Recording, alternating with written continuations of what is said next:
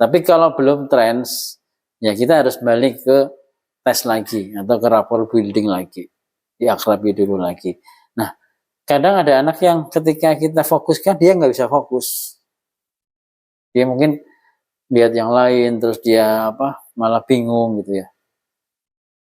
Nah, ada kemungkinan misalnya dia karena dia memang kelainan fokus bisa, misalnya ADHD, autis, itu secara fisiologis memang ada gangguan fokus di situ. Nah, tapi ada juga yang bukan karena itu, karena adanya kecemasan, karena dia takut gitu. Takut mau disunat dan pikirannya ada di sini hanya sunat dok dan mengerikan gitu. Sehingga dia ketika kita ajak ngobrol udah nggak connect mas. Makanya kenapa nggak masuk? Berarti ada ketidak connect-kan antara diri kita dengan si klien. Nah, seringkali ketidak-connect-kan ini itu kan bisa karena tadi bahasanya nggak nyambung, mungkin terlalu kecil bisa. Misalnya umur 4 tahun, hipno dengan speed induction, komunikasinya kita belum bisa sama. Ya, tapi kalau 9 tahun harusnya sudah bisa harusnya. Kalau 6 tahun memang kadang-kadang belum nyambung. Tapi saya sudah mencoba untuk anak kelas 1 masuk. Bisa ya. Nah tadi tergantung connect-nya dia sama kita. Gitu. Makanya pada saat kita membantu si klien untuk trans, itu dengan membangunnya dengan feeling ya. Jangan dengan murni komunikasi ini. Dengan feeling. Pakai rasa. Sehingga pada saat dengan menggunakan rasa, nanti terjadi connecting yang secara alamiah nyambung sendiri. Sampai di sini ada gambaran. Ini soalnya pelajaran hakikat ya. Pelajaran hakikat, pelajaran hati. Bukan pelajaran kognitif. Area kognitif kan area logika ya. Kalau ini areanya area sudah soul. Kalau anak-anak memang cenderungnya pakai speed ya.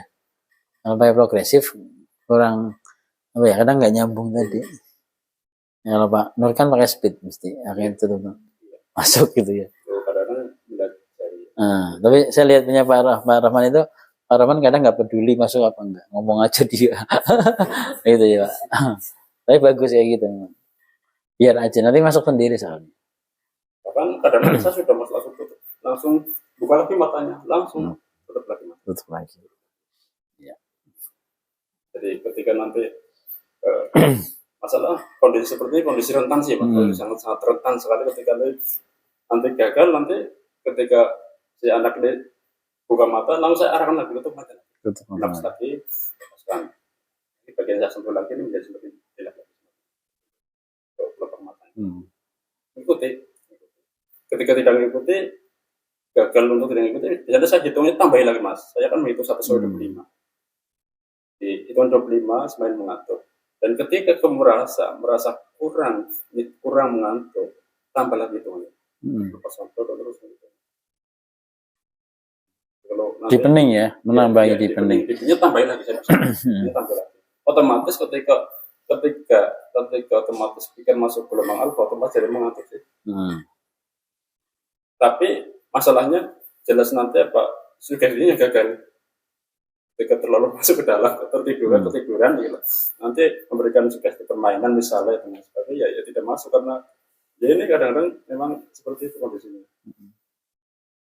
Tapi yang pengalaman saya pribadi jarang sih. Ada tapi jarang. Ya.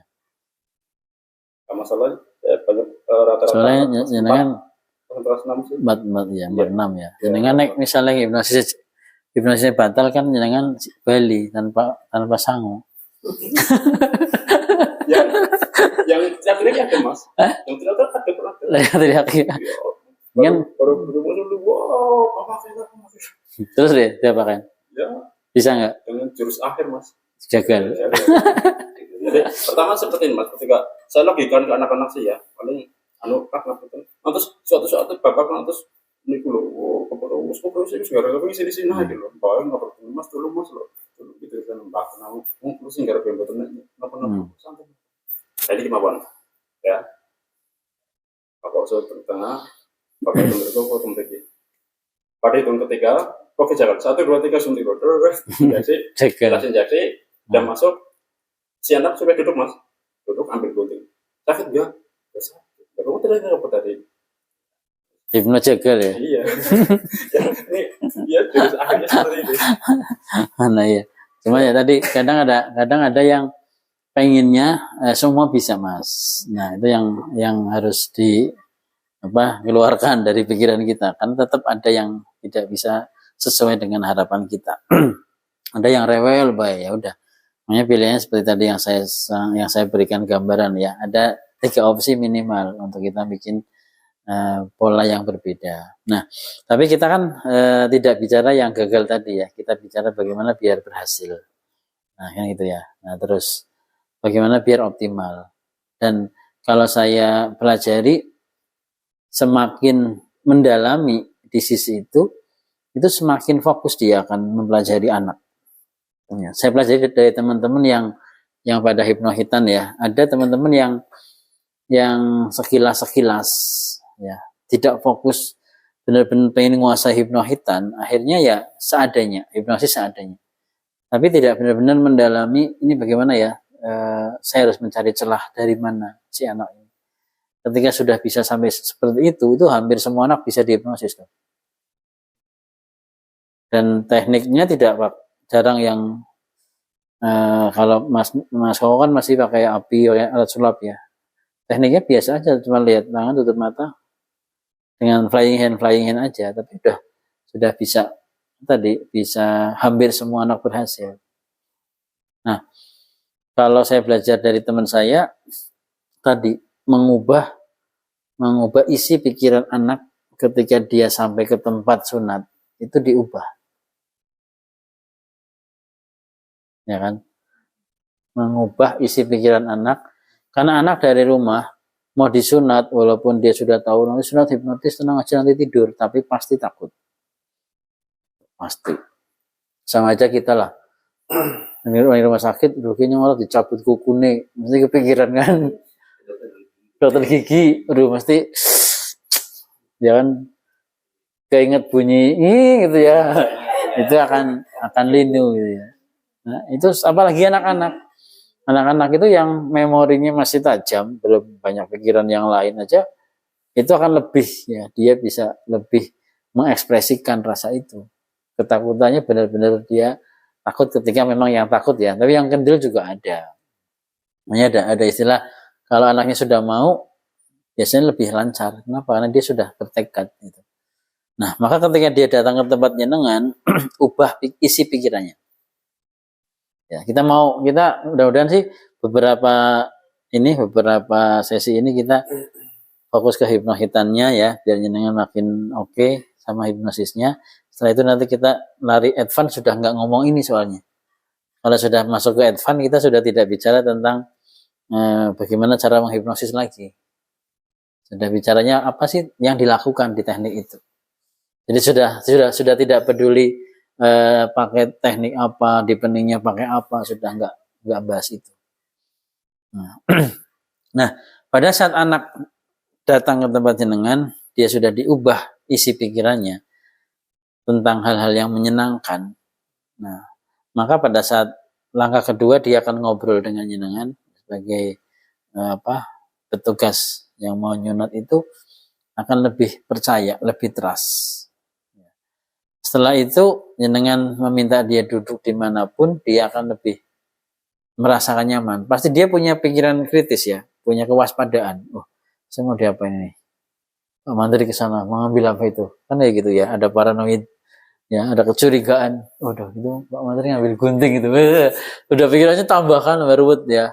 Nah, makanya saat anak masuk, nah hipnosis dia dengan apa? Dengan etalase mainan. Kan saya udah pernah cerita kan. Etalase mainan. Kalau sasarannya perempuan ya etalasenya boneka. Ya. disipkan katakanlah 20.000, 50.000 nggak tuku game, nggak tuku tadi mainan sebagai hadiah, disipkan dalam tarif ya, dalam tarif. Iya, iya,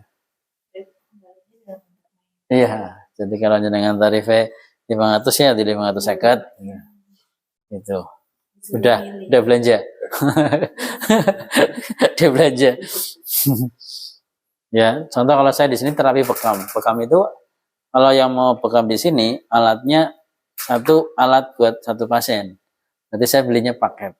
Paketnya bekam 1.500.000, alatnya 350, berarti 1,8. Setelah selesai, bekamnya selesai, alatnya dibawa pulang silahkan. Jadi itu alatnya jenengan. Kenapa? Karena biar untuk pasien ini saja, biar nggak usah ganti-ganti alat untuk orang lain gitu. Itu contoh bekamnya. Kalau ini mainan, jadi kita tempelkan ke mainan, ke paketnya dikasihkan ke anak. Nah, terus si anak sudah kebius nih oleh mainan, seneng. Tapi jangan dikasih dulu kan. Nah, nanti kamu mau sunat kan, pengen milih yang mana?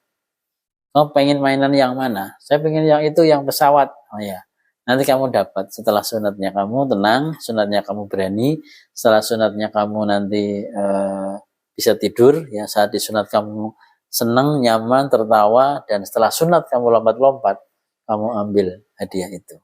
Nah, si anak itu kan pikirannya kayak layaknya ibu-ibu yang sudah pengen beli baju yang bagus banget. Oh, pengen gue, disuruh pulang kepikiran terus itu ya. Jadi kayak gitu loh. Anak itu kan imajinasinya tinggi. Ketika diiming-imingi hadiah, itu kepikiran terus. Nah, artinya apa? Jangan sudah menghipnosis dia dengan alat yang nyata itu. Jadi jangan berpikir hipnosis itu hanya tidur itu. Jangan, bukan itu. Itu hanya salah satu teknik kecil saja. Tapi justru hipnomarketing di sini besar. Teman-temannya pada ikut, pada rombongan ya biasanya kan, pada rombongan stroke gitu ya. Melu kabeh ini sing bocah-bocah ngene pada mlebu. Ya sing sunat pengen milih ndi gitu ya. Kan pada riak mburine. Kayak baik gitu ya. Itu bagus Mas. Makanya siapkan space yang luas biar anak-anak pada ikut. Nah, ketika anak-anak yang pengikutnya ini ya, itu sudah milih dalam pikiran Mas. Dia nanti sunat minta jenengan. Kenapa? Karena dalam pikirannya aku ngincer mainan kae kok ngesuk kok gitu. Yang sunat lah, bisa-bisa pulang ke rumah, yang sunat tanpa koko lah gitu. Gitu. Tapi kadang-kadang kasihan ya, tarifnya aja kelarangan. Bukan udah tuwe maksa ya, karena ada mainannya kan repot ya. Jadi ya bisa diseleksi lah ya. Kadang-kadang ya bukan memaksa mering sing jenenge bocah nek wis njaluk kan kudu ya. Nah, ini njaluk sunat mering Pak Koko kudu gitu ya. Nah, ya banget harus bisa disikapi lah, dan imbang itu. Nah, dia sudah trends di situ. Saat dia sudah mikir mainan, dia sudah trends. Nah, saat sudah trends, jangan ngomong, gue mainannya dicukut, biar sunatnya rampung, itu wis trends Mas. Dia udah trends. Mainannya sunatnya rampung, dicukut ya, terus boleh milih yang mana, gitu. Terus dia udah seneng, udah trends. Udah sini masuk. Yuk, ben cepet bali ya. Ben cepet juga mainan. Mlebu. Mlebu maring ruangan jenengan. Ruangan jenengan di sini alat-alat itu ya. Di sini ada tulisannya khitan hipnosis. Enggak apa-apa itu ya. Misalnya sunat tanpa ini enggak apa-apa. Tapi kalau tulisannya misalnya kayak gambar-gambar sing menakutkan ya jangan, karena nanti menghipnosis anak lagi. Bisa ngene wis apik mlebungine jadi takut. Upayakan masuk ke ruang hipnosis jenengan, belum di situ sudah ada nuansa yang lain, nuansa kenyamanan. Dan saya pernah menyampaikan beli tempat tidur sunat yang seperti sofa ini ya, atau yang nyaman yang kayak sofa itu ya, bukan seperti meja klinik, kan beda. Rasanya juga beda ketika anak di situ menempati kursi ini, begitu dia bersandar rasanya beda. Itu menentukan state kan, kenyamanan. Jadi ya sih jane arep sunat apa sih ya, kok kayak gitu beda gitu suasananya. Apalagi ada suara-suara musik sholawat, suara-suara murotal, rebana misalnya ya. Apalagi biasanya orang-orang di desa bawa grup terbangan, itu biar pakai terbangan aja nggak apa-apa. Karena ketika ada stimulus kinestetik ya rasa, ada stimulus auditori, nah maka fokusnya ini sudah banyak gitu, kan gitu. Jadi orang fokus paling ketakutannya tadi mas. Nah coba bayangkan bedakan ketika pasien datang ke tempat jenengan, tempatnya sepi, orang apa-apa ya, ini melebu wis wedi. Dia terhipnosis dengan ketakutannya. Jadi dia udah terhipnosis tapi dengan ketakutannya. Tidak terhipnosis dengan settingan yang jenengan buat tadi. Nah, tapi beda lagi ketika dia sudah masuk, sudah nyaman, ya. Ditakoni ini bukan harus sunat siki apa? Enggak, takoni priwe kepenak, senangnya apa, dolanannya apa, kesukaannya apa, senang dolanan apa. Itu pertanyaan yang berbeda yang membuat si anak ini tidak terlibat dalam proses hitan tadi, tidak diingatkan dalam proses mau dihitan gitu. Setelah itu mulailah masuk induksi. Sudah, induksi jalan, jangan ngomong sambil mengerjakan. Anaknya satu, naik Mas Nur Rahman kan dia yang petugas hipnosis khusus ya.